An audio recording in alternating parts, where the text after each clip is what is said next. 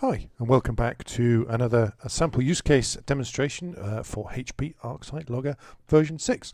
This time we're actually going to talk about what we call the security use case and give a scenario of how we use that. Now, web interface, simple login, takes me straight to my dashboards, which there's not a huge amount of data to be displayed here, but there is some information. We'll just let it refresh for a second with regards to that. So, what is it? What can we use this for, and how can we start addressing some of the security use case opportunities here, I suppose? We could have a look at simple dashboards and use those to indicate something that we need to do an investigation. For example, I can see here there is a large and excessive amount of failed logons for the user test. Or I could scroll down a little bit and look at my NetFlow dashboard here, so I can see my top destination ports. And literally just hovering over them, I can see that there are certain percentages and counts for particular sections of ports here, and I can again spot unusual activity.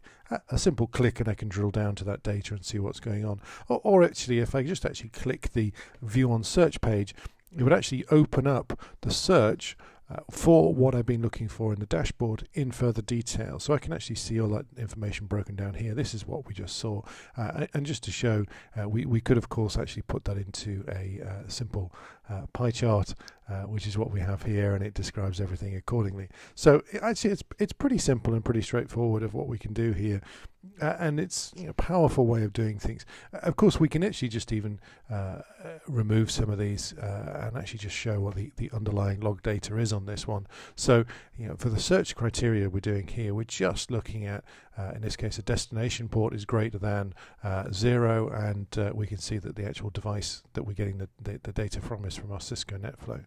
So it's actually pretty easy. I just want to illustrate that to get a dashboard, it's just a search, it's just a query that's then put into the dashboard and updated accordingly. So it's a very simple and straightforward way of doing things. Of course, we could group dashboards in a number of different ways. We could have it based on security. There's a whole bunch of ones that we've actually got broken down here. That's actually pretty good.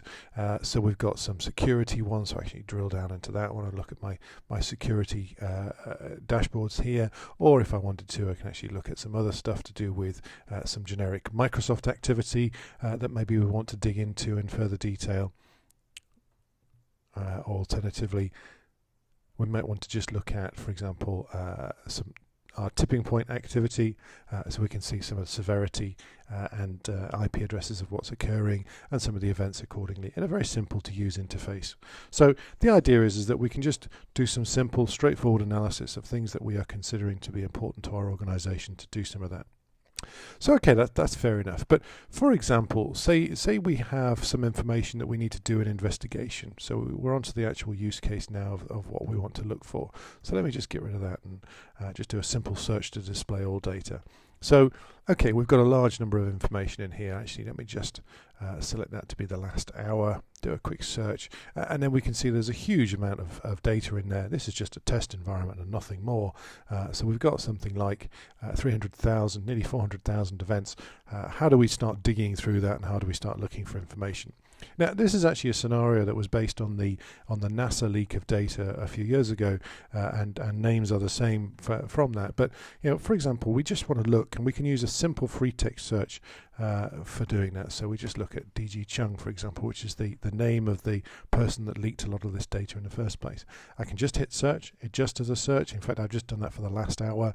I've looked through that data. I've got a number of events, and I can see some things that are actually going on here. That's quite interesting. There's a whole load of event data here for me to look at and to do an investigation on. But actually what I probably want to be doing is where am I getting that data from? So I can actually start to very quickly use some very simple visualization and analytics on the data that we can see. So it's searched and it's prepared that data for me without asking. So it's actually done that automatically through what we call the field summary here.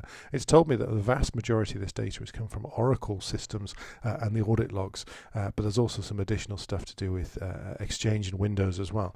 Well, this is looking a little bit unusual and a little bit suspicious now. So okay, that's fair enough.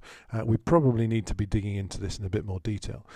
what we've got is a lot of data here, and we don't really know what the impact and relevance for that. Actually, we're displaying all of the fields here, so we probably want to dig that down into just security. Now, we do need to update our little field summary because we've just reduced that down to events that are security events now. So now we've got a different breakdown. Now we can see there's a whole set of information. We're just restricting the fields for the view here to make it nice and simple to see what's going on. The point here is that we're looking at this free text search, and it's matching that user name in lots of different things. So in this case it's through email, or in this case it's through a username to access various Oracle systems. So now we're a little bit suspicious of what's going on, and we probably need to be looking in a little bit more detail of what's going on. Now, we could actually just type the search here, but as we saw with the search before with the dashboard, or we could use our advanced editor to actually create some of this for us. So it's actually just a graphical tool that allows us to create and define all of this. So in this particular example, I'm just going to scroll down. There's a whole lot of fields that we could use and lots of information we can search from, or you could just make it, as you can see here, a full text search. But what I'm looking for is the source host name, and I can just drop down the operator in this case. I want contains, because actually I'm worried about our finance systems at this point. So finance. I can just put that in and see it automatically adds it for me there. It's pretty simple and straightforward. So that defines it there, but of course I can change that view to actually give me some logic around how this filter is actually operating. So we can see full text DG Chung looking for the source host name that actually contains something like finance. So we can just hit go on that one, and let's see what the search criteria comes back with and what kind of data I'm seeing. So we can see lots of information here, lots of Oracle stuff going backwards and forwards.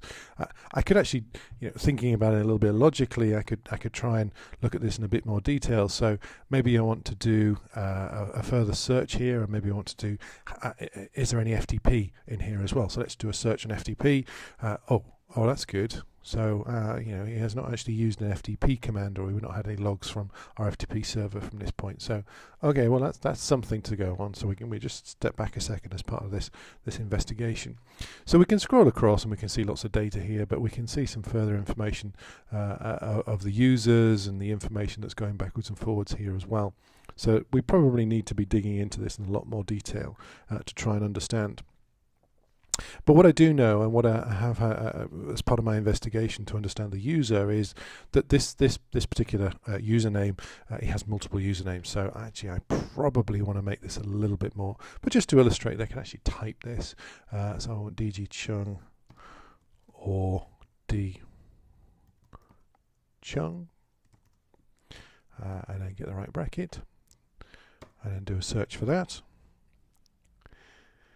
And hey presto, we get a whole load of more information to do with semantic gateways and suspicious events and all sorts going on for multiple usernames. So we can start to see that we're displaying lots of information here.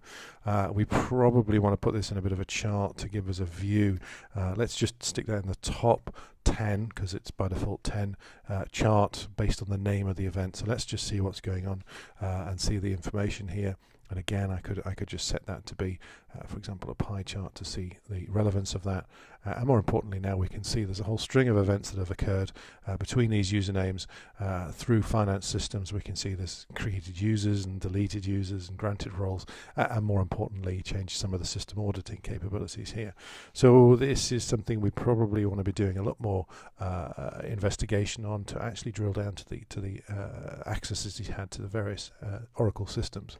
Of course, what we could do is, and we probably want to do at this point, is export this data, and we can just click the export button and we can dump that data as either CSV or as PDF, save that information, and make sure that we have a capture of that and hand it to the relevant people who can carry out the further investigation of the actual activities.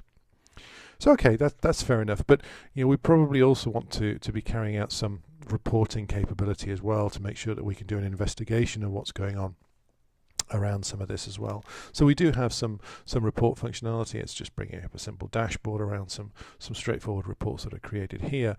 But what we can do is we can just dig into the reports a second. We'll look at the demo reports, because we have some demo reports already built in. We want to do our user investigation, and actually we just want to run that report. So It's a very simple process. We just hit run. It's going to give me an option of what we want to look for. So I'm actually interested in seeing Chung in that case. It's going to do last 2 hours and search through various bits of information. So let's just run that and do that report. And it should only take a second. And hey presto, there's my report with lots of information. Now, importantly, as part of the report, I don't have to be clever about how I want to do the search or anything. Chung, whether it's be DG Chung or whether it be a different user, it actually will do that for me. So we can see all that data there, and we can step through the, in this case, 8 pages worth of user investigation that we've seen based on that username on the report that we have. And of course, as part of this, we could save that and use that as further evidence and investigation around what we're looking for to support our overall security use case.